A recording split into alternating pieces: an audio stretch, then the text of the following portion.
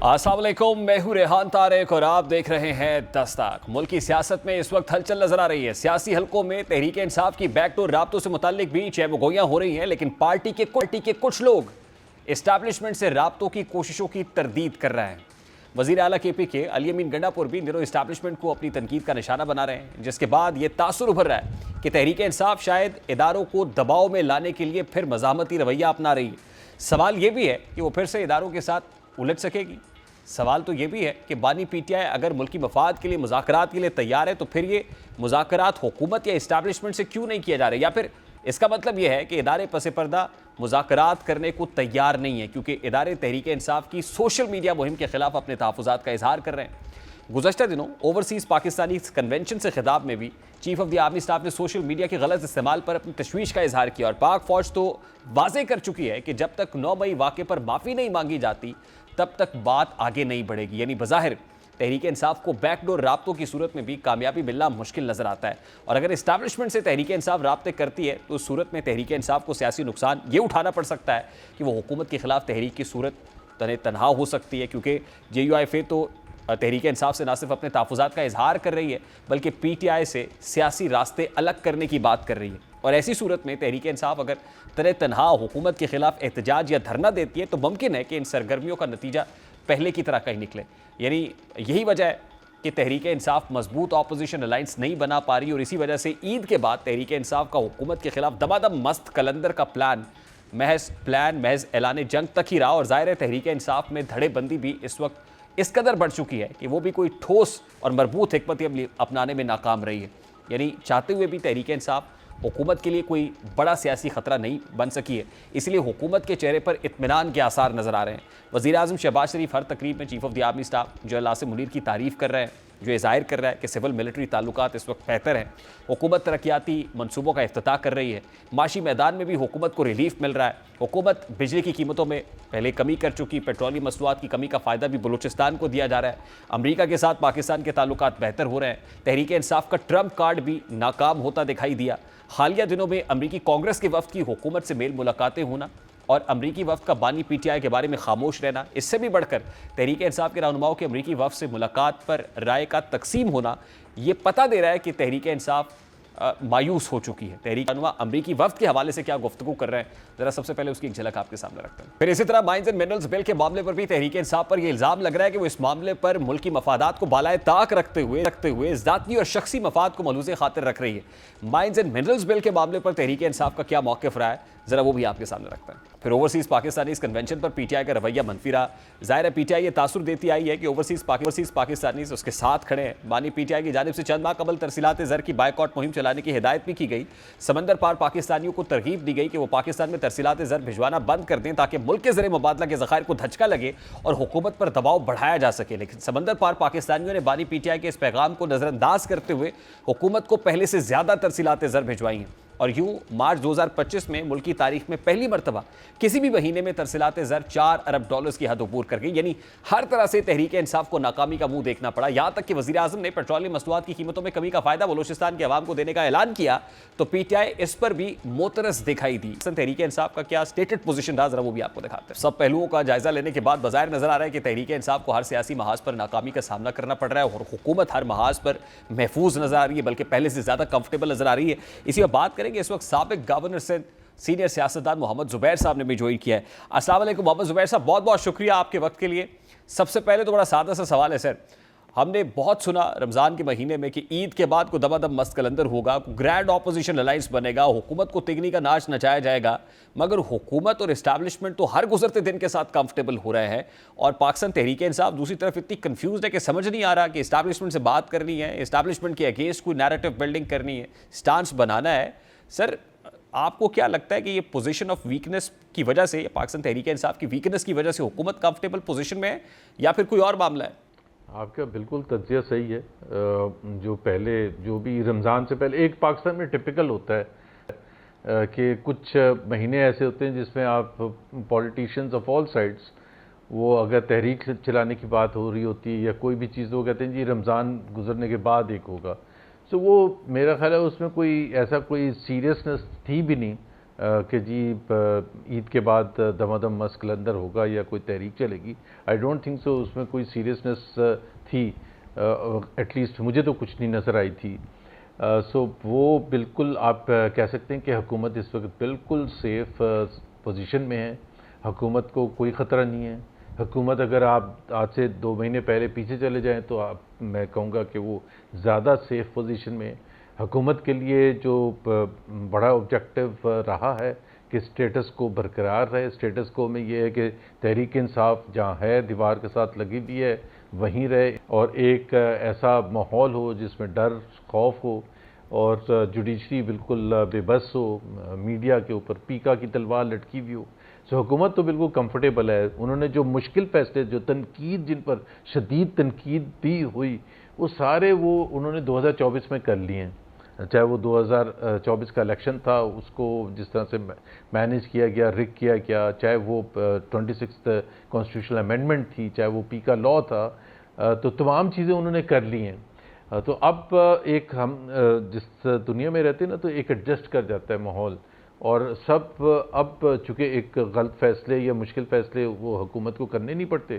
So thing start to look کہ خرابی ہے کیا. نہیں زبیر صاحب, حکومت اپنی پرفارمنس کی وجہ سے کمفرٹیبل پوزیشن میں ہے یا اپوزیشن کی ویکنس کی وجہ سے؟ I think it's a combination of the two. Always it has to be a combination of two. حکومت جو بٹ میجر یہی ہے کہ اپوزیشن, دیکھیں نا, اپوزیشن کے پاس یہ جو ایک پاکستان میں یہ کوئی پہلی دفعہ ہوا نہیں ہے. ایوب خان کے 10 سال کے دوران بھی اگر ایسی باتیں ہوتی ہوں گی کہ جی اپوزیشن کہاں ہے, ایوب خان تو بڑے زبردست کمفرٹیبل ہیں, عوام میں بھی بڑے مقبول ہیں, سو آن اینڈ سو فورتھ. پھر وہ دھڑام سے سارا سسٹم گرا. اور اسی طرح سے چاہے وہ ضیاء الحق کا دور ہو یا اس کے بعد کوئی مشرف صاحب کا دور ہو, تو ایسے ہی لگتا ہے کہ کمفرٹیبل. وہ آپ دیکھیں نا, زور زبردستی ڈرا دھمکا کے پکڑ دھکڑ کر کے آپ اگر اس کو اسٹیبلٹی کہیں اور ان کی پرفارمنس کہیں تو وہ پرفارمنس نہیں ہے. پرفارمنس تو پرفارمنس ہوتی ہے اکنامک پرفارمنس, کہ عوام خوش ہیں, عوام کا جو لیڈ کی نہیں میں بات کر رہا, عوام خوش ہیں, ان کے لیے روزگار کے مواقع زیادہ مل رہے ہیں, امپلائمنٹ جنریشن زیادہ ہو رہی ہے, پاکستان میں اکنامک ایکٹیویٹی بڑھ رہی ہے, اینڈ سو آن سو. وہ تو سب کچھ نہیں ہو رہا. سر کرنٹ اکاؤنٹ سرپلس بتایا جا رہا ہے, ترسیلات زر ریکارڈ مل رہی ہیں گورنمنٹ کو, جو انفلیشن کے نمبرز ہیں وہ کمپیریٹیولی کم ہوئے ہیں, تو یہ نمبرز تو اپنی جگہ پہ بتا رہے ہیں کہ جیسے حکومت نے اکنامک ڈومین میں بھی اچھا پرفارم کیا ہے. دیکھیں اس میں 2 چیزیں ہوتی ہیں. ایک تو یہ ہوتی ہے کہ پاکستان کی جو سٹیبلٹی آئی ہے, یہ پاکستان میں پہلی دفعہ ہم یہاں نہیں کھڑے ہوئے. پاکستان 25ویں IMF پروگرام میں ہے, اور پہلا جو مرحلہ ہوتا ہے جب ہم IMF کے پاس جاتے کیوں ہیں, وہ نیئر ڈیفالٹ سچویشن ہوتی ہے. ہمارے پاس ڈالرز ہوتی نہیں ہیں, ہماری انٹرنیشنل آبلیگیشنز ہوتی ہیں, ہم نے ڈالر پے کرنے ہوتے ہیں. اس وجہ سے آپ بھاگ کے جاتے ہیں IMF سے.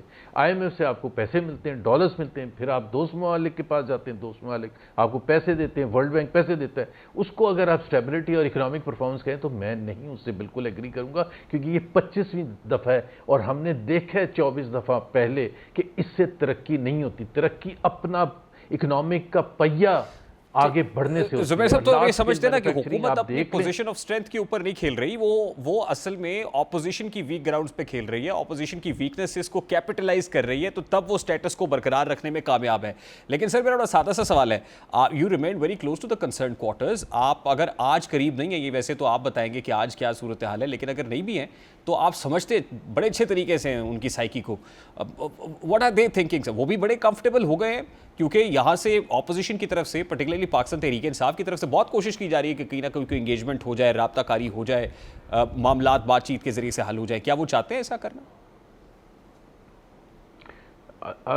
تحریک انصاف تو ظاہر ہے چاہتی ہے. دیکھیں حکومت بالکل ایسے ہی سوچتی ہے, اور یہ میں نے جس طرح کا پہلی حکومت نہیں, وہ ان کو دیکھیں جب سٹریٹس میں کچھ ہنگامہ نہیں ہو رہا ہوتا, اس قسم کا ریاکشن نہیں آ رہا ہوتا کہ جس سے کوئی پریشر ہو, کوئی مختلف طبقات روڈز پر نکلے ہوں, ڈاکٹرز, انجینئرز, جو بھی آپ کہہ لیں, لائرز, کہ جی وہ مشکلات پیدا کر رہے ہوں, اپنی پولیٹیکل پارٹیز جذبات کا اظہار زیادہ بڑھ چڑھ کے کر رہی ہوں, تو وہ تو کچھ بھی نہیں ہو رہا. تو حکومت ایسے ہی سمجھتی ہے تھرڈ ورلڈ کنٹری میں جہاں ایک اتھارٹیرین رجیم ہے, اور Pakistan is classified as an authoritarian regime, تو وہاں ایسے ہی اتھارٹیرین رجیم جو ہوتا ہے وہ ایسے ہی سوچتا ہے کہ جی سب ٹھیک ہے.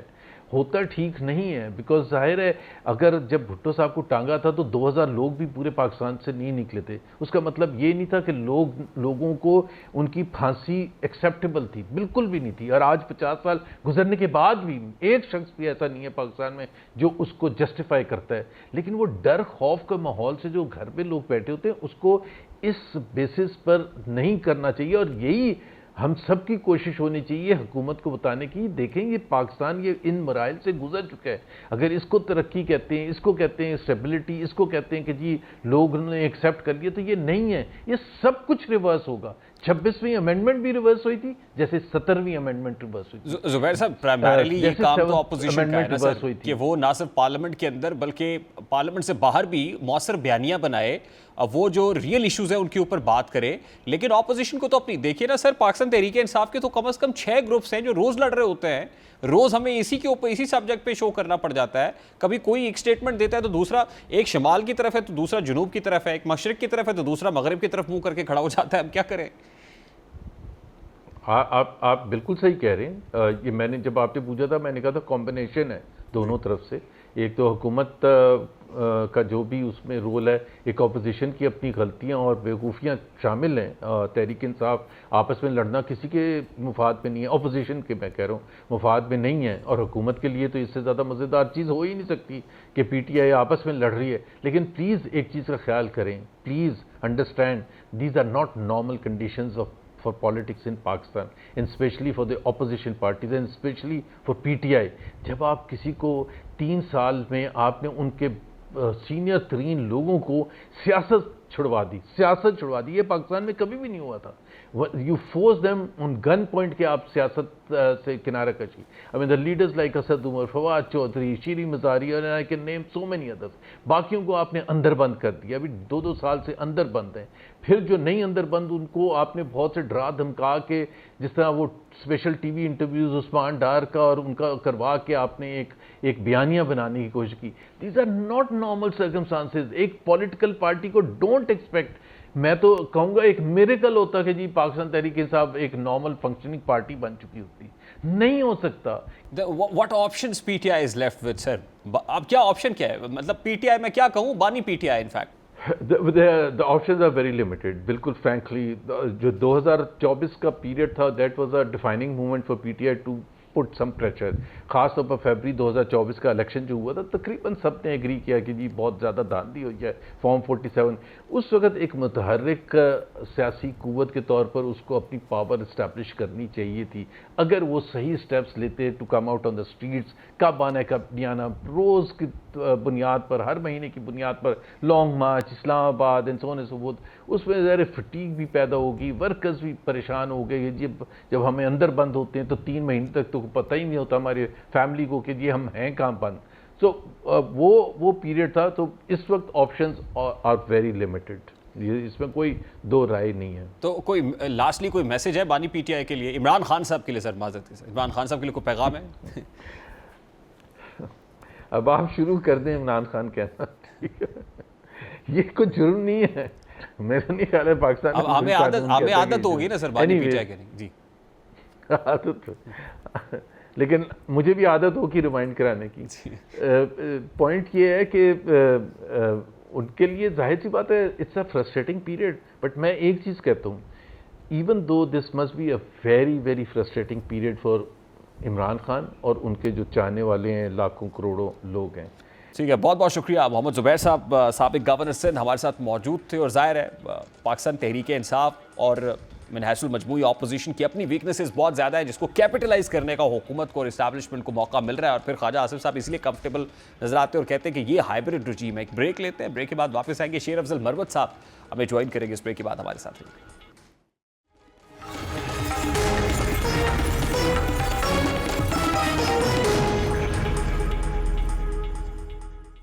Welcome back. اس وقت شیر افضل مروت صاحب ہمارے ساتھ موجود ہے. السلام علیکم شیر افضل مروت صاحب، بہت بہت شکریہ آپ کے وقت کے لیے. سب سے پہلے تو یہ کہے گا کہ پہلے تو you remained very active part of P T I, P T I's political party, P T I's core committee. You remained very close to بانی پی ٹی آئی. جیل میں ملاقاتوں کے لیے جاتے تھے. اب آپ باہر بیٹھ کے بطور 12واں کھلاڑی یہ سارے معاملات دیکھ رہے ہیں. پی ٹی آئی میں جو ڈیوائیڈ ہے وہ بھی نظر آ رہی ہے، جگ ہسائی بھی ہو رہی ہے. اب جب دیکھ رہے ہیں تو کیسا لگ رہا ہے سر؟ 12واں کھلاڑی بن کے، یعنی دور سے دیکھنا کیسا لگ رہا ہے کہ پارٹی ڈسپلن کی خلاف ورزی پر آپ کو علیحدہ کیا گیا، ڈسپلن کو بہتر کرنے کے لیے بہت سے اقدامات اٹھائے گئے، لیکن ڈسپلن تو ہر گزرتے دن کے ساتھ خراب ہو رہا ہے، مزید خراب ہو رہا ہے سر؟ بہت شکریہ. یہ باتیں چیخ چیخ کے ہم احساس دلانا چاہتے تھے، لیکن یہ اپنی منمانی کرانے کے چکر میں بھول گئے تھے کہ ان کے نتائج ہوتے ہیں، اور پارٹی آج جن چیلنجز سے ہمکنار ہیں، جس مقام پہ آ گئی ہیں، اور جو اس کی حالت دار پوری دنیا کو نظر آ رہی ہے، یہ وہی منمانیاں ہیں، وہی نالائکیاں ہیں، اقربا پروریاں ہیں اور فیورٹزم ہیں، جس کی بنیاد پہ پارٹی کا جو ہے آہستہ آہستہ شیرازہ بکھیرا جا رہا ہے. لوگوں کو جو ہے اہلیت کی بنیاد پر نہیں، ان کے کام یا ان کی محنت کی بنیاد پہ جو ہے مناسب نہیں، بلکہ ان کو مناسب جو ہیں وہ صرف اور صرف پارٹی کے اندر اپنے گروپس کو مضبوط کرنے کے چکر میں دلائے جا رہے ہیں.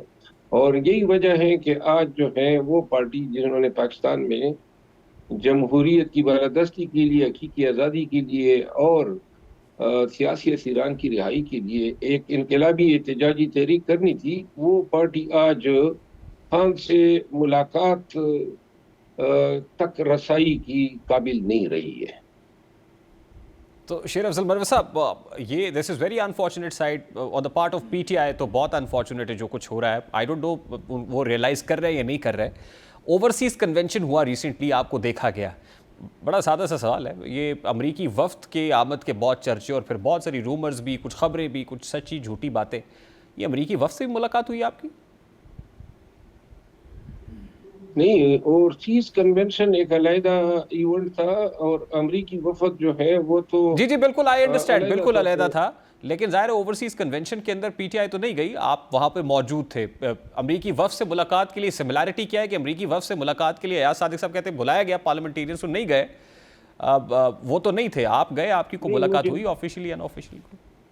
مجھے تو نہ علم تھا، نہ بلایا گیا تھا، اور نہ میری کوئی ملاقات ہوئی امریکی وفد سے. البتہ اوورسیز کنونشن جو ہے اس میں ہمارے بہت سارے پی ٹی آئی کے دوست اوورسیز سے آئے تھے. اس میں مڈل ایسٹ کے بہت سے ممالک کے صدور تھے، انگلینڈ کے بہت سارے ہمارے چیپٹرز کے جو ہیں انتہائی اہم ذمہ داران تھے، اور اس طرح اٹلی سے، یورپ سے. تو ان کے ساتھ رابطے روابط ہیں ہمارے. اور جب علم ہوا کہ یہ سب آئے ہوئے ہیں تو میں وہاں گیا. اور اوورسیز ویسے بھی پاکستان سے باہر جب بھی ہم جاتے ہیں تو چاہے کسی بھی پارٹی سے، دڑے سے، یا کسی بھی مسلک سے، یا کسی بھی لسان سے ان کا تعلق ہو، لیکن انہوں نے ہمیشہ بہت ہی احترام، عزت اور پیار سے نوازا ہے.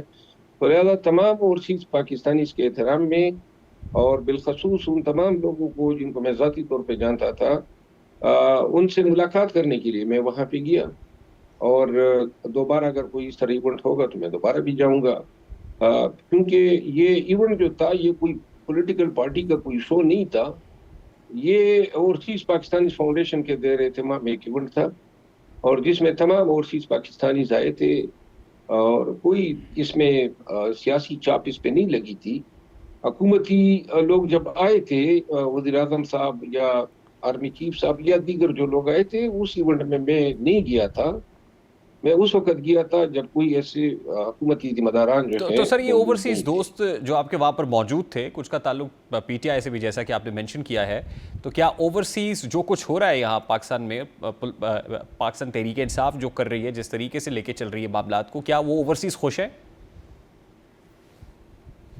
اوورسیز تو پاکستان کے معاملات سے قطعاً خوش نہیں ہے جو پاکستان میں ہو رہا ہے، لیکن پاکستان کی ترقی میں اپنا کردار ادا کرنے کے لیے، پاکستان میں ترسیلات زر بیچنے کے لیے، پاکستان کی معیشت کو چلتا ہوا دیکھنے کے لیے اوورسیز پاکستانی اس کی خدمات سے کوئی انکار تو نہیں کر سکتا ہے.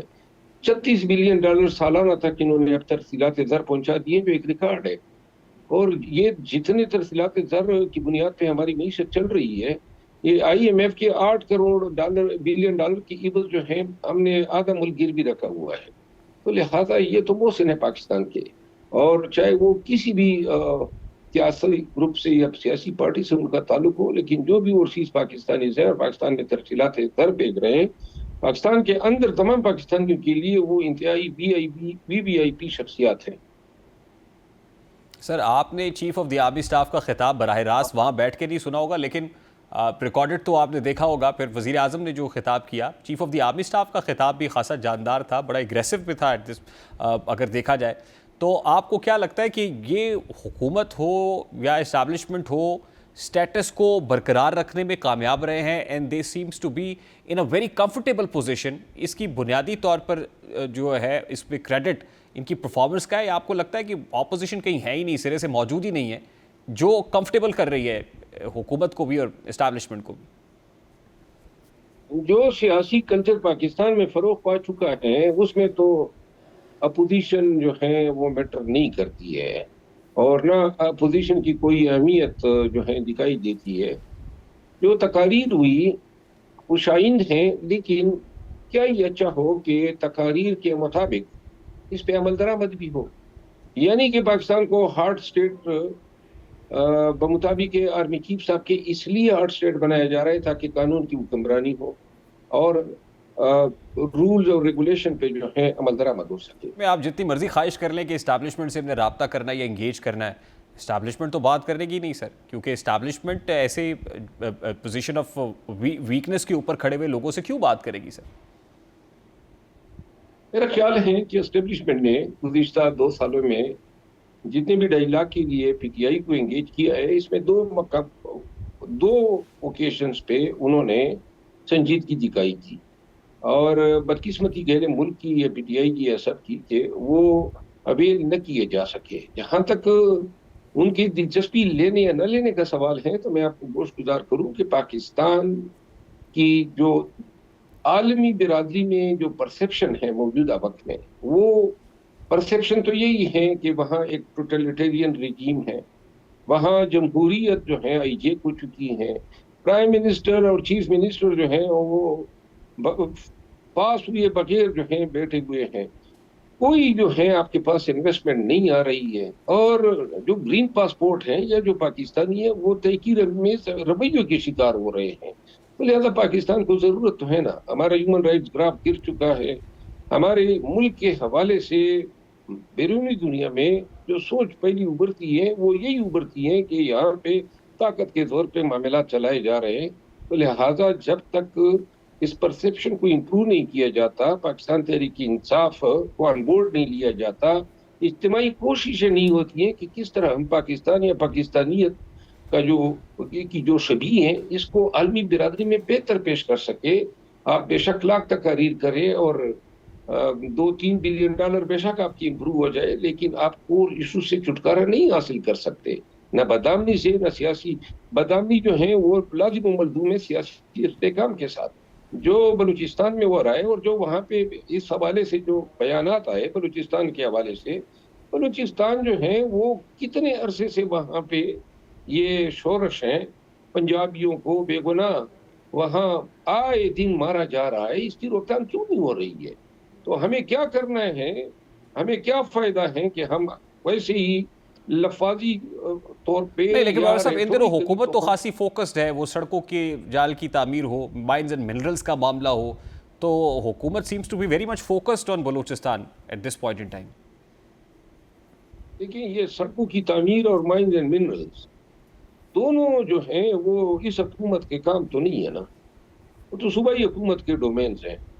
اصل بات تو ہے بدامنی کا خاتمہ، اصل بات ہے لوگوں کو روزگار دینا۔ بلوچستان اور خیبر پختونخوا کے جو وسائل ہیں وہ انہی مقامی لوگوں پہ خرچ کرنا۔ میرے اپنے حلقے سے 30 ارب روپے کے پیٹرول اور گیس کے ذخائر ابھی تک ہم نے دیے ہیں مرکز کو، بدلے میں ابھی تک 1 روپے رائلٹی کی مد میں نہیں دیا ہے۔ تو کس طرح آپ سیاسی عدم استحکام یا بدامنی ختم کریں گے؟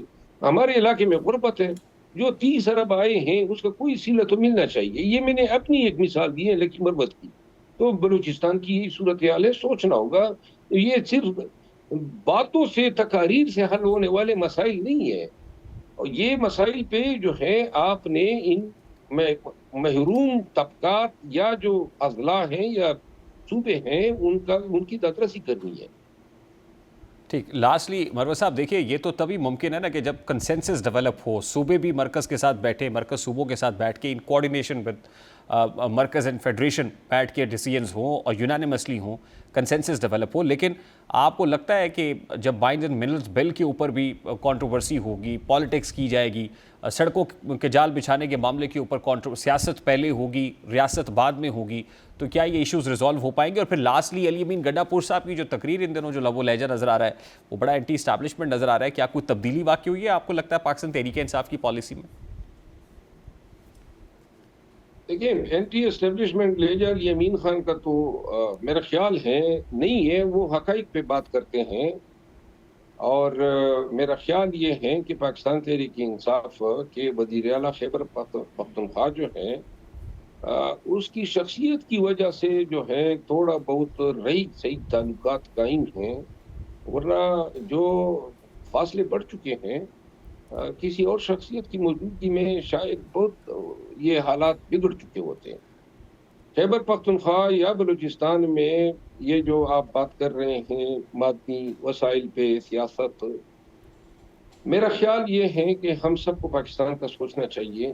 کسی کو جو ہے ایسے ایشوز کو ایشوز نہیں بنانا چاہیے، چاہے وہ خیبر پختونخوا کا معدنیات بل ہو، جس کا کام اسی کو ساجے، اور دخیل کاری اس حوالے سے نہیں ہونی چاہیے. اگر اللہ کرے ان کو جو ہے ہوش کے ناخن یہ لیں. ہم ابھی تک جو ہے مایوسی کا شکار ہیں. ذاتی طور پر میں سمجھتا ہوں کہ زیادہ ذمہ داری اسٹیبلشمنٹ اور حکومت پہ عائد ہوتی ہیں کہ وہ ان حالات میں بہتری لانے کے لیے ان لوگوں کو ساتھ میں بٹھا دے جن کے ساتھ وہ ابھی تک صحیح معنوں میں علاج نہیں کر چکے ہیں. ٹھیک ہے، بہت بہت شکریہ شیر افضل مروت صاحب آپ کے وقت کے لیے. شیر افضل مروت صاحب کی گفتگو آپ نے سنی. Let's take a very quick short break. Break کے بعد واپس آتے ہیں، گفتگو کنٹینیو کریں گے، ہمارے ساتھ رہیے.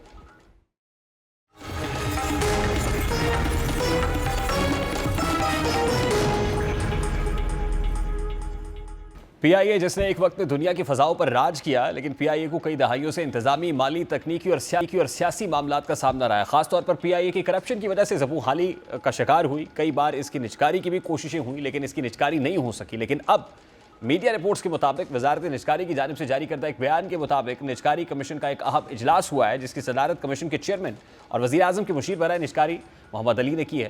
وزارت نجکاری کے مطابق اجلاس میں پاکستان انٹرنیشنل ایئر لائنز یعنی پی آئی اے کارپوریشن لمیٹڈ کے 51% سے 100% حصص کی نجکاری کے لیے ممکنہ بولی دہندگان کے انتخاب کے لیے پیشگی اہلیت کے معیار کی منظوری دے دی گئی ہے، جبکہ پی آئی اے سی ایل کی تقسیم کے لیے ایک نیا اشتہار اگلے ہفتے شائع کیا جائے گا، اور یہ انسٹرکشن اس حوالے سے پاس آن کی گئی. اس ماہ کے اوائل میں پی آئی اے کے ایک ترجمان نے کہا تھا کہ ایئر لائن کے بورڈ آف ڈائریکٹرز نے 2024 کے اپنے مالیاتی نتائج کی منظوری دے دی ہے، جس میں ایئر لائن نے تقریباً 21 سال بعد خالص منافع حاصل کیا ہے. قومی اسمبلی کی نجکاری کی قائمہ کمیٹی کو 26 فروری کو بتایا گیا کہ پی آئی اے کی نجکاری کی حکومت کی پہلی ناکام کوشش سے قومی خزانے کو $4.3 بلین کا نقصان ہوا ہے. مالی سال 2024 کے نتائج کے مطابق پی آئی اے نے $3.9 ارب کا آپریٹنگ منافع اور $2.26 ارب کا خالص منافع کمایا. ترجمان نے کہا کہ ایئر لائن کا آپریٹنگ مارجن 12% سے زیادہ تھا، جو دنیا کی بہترین ایئر لائنز کی کارکردگی کے برابر ہے. پی آئی اے 2011 میں خسارے میں جانا شروع ہوئی تھی. 2016 کے آخر تک قومی ایئر لائنز پر $3 ارب کا قرض تھا. 2018 کے آخر تک قرض بڑھ کر $3.3 ارب ہو گیا. حکومت ایئر لائن کو آپریشنل رکھنے کے لیے بیل آؤٹ پیکج دیتی رہی. اب دیکھنا یہ ہے کہ آئندہ ہفتے پی آئی اے کی نجکاری کے لیے بولیاں لگائی بھی جائیں. امید تو کی جا سکتی ہے کہ اس بار پی آئی اے کی مناسب بولی لگ جائے اور اس کی نجکاری ہو جائے، تاکہ اس کو خریدنے والا پی آئی اے کی اڑان کو پھر سے بلندی پر لے جا سکے، تاکہ دنیا میں ایک بار پھر سے پی آئی اے کے بارے میں یہ کہا جا سکے کہ great people to fly with, یعنی لاجواب سروس، باکمال لوگ. اب یہ ایک بریک لیتے ہیں، بریک کے بعد واپس آئیں گے اور بیرون ملک جو اپرچونٹیز ہیں اس حوالے سے بات کریں گے، ویزا امیگریشن سے متعلق. اس بریک کے بعد ہمارے ساتھ رہیے.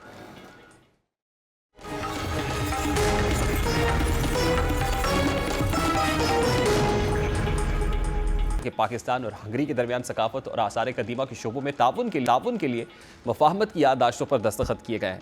سفارتی پاسپورٹ رکھنے والوں کے لیے ویزا کی شرط کو باہمی طور پر ختم کرنے پر اتفاق ہوا ہے.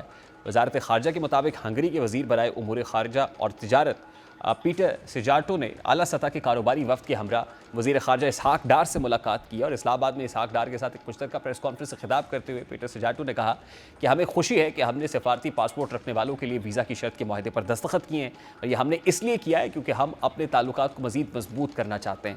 ریڈیو پاکستان کے مطابق دونوں ممالک نے سفارتی پاسپورٹ رکھنے والوں کے لیے باہمی طور پر ویزا چھوٹ پر اتفاق کیا اور دہشت گردی اور افغان مہاجرین کے مسئلے پر بھی پیٹر سجارٹو نے بات کی ہے اور پاکستان کی انسداد دہشت گردی کی کوششوں کو بھی سراہا ہے. یہ اس ڈومین کے اندر ایک بڑی اپرچونٹی ہے, ایک اچیومنٹ بھی ہے, اور دیکھتے ہیں کہ آنے والے دنوں میں پاکستان اس کو کیسے کیپٹلائز کرتا ہے, پاکستانی انفیکٹ اس کو کیسے کیپٹلائز کرتے ہیں. پروگرام کا وقت اپنے اختتام کو پہنچا, آپ سے ملاقات ہوگی انشاءاللہ اگلے ہفتے. اپنا رکھیے خیال. اللہ حافظ.